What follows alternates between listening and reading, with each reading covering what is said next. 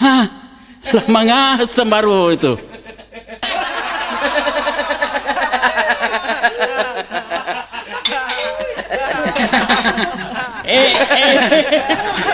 Belajar gilo tembaro. Lah pandai belum galak sirang. Apa nak dapat damenan? Berjadi bana galak. Aduh kijang patah. Tembaro tu nak mendapat Lah di baiknya saja galak sirang. Bertanya lah rei kinyo. Ndak mana apik doh.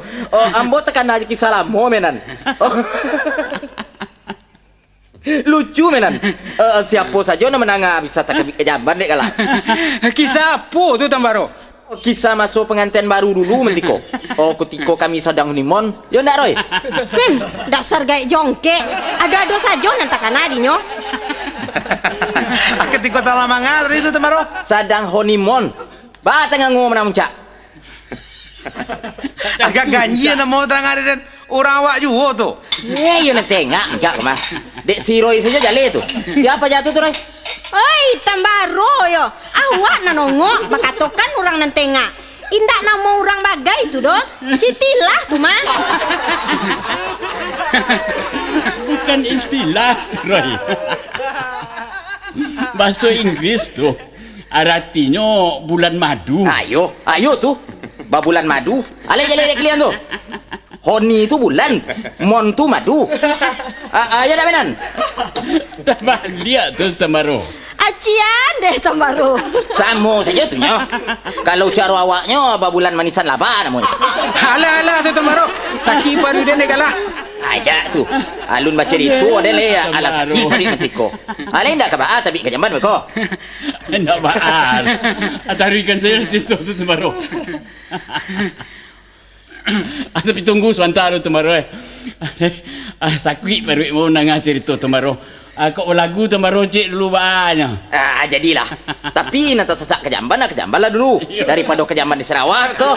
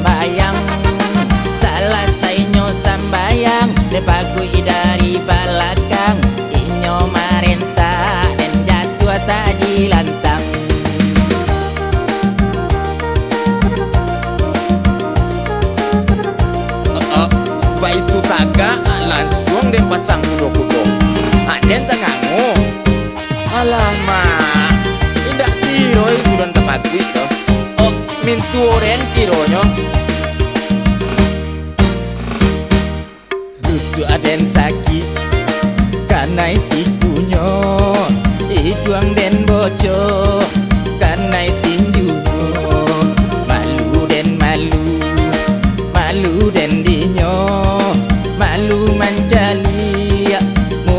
mintuo onde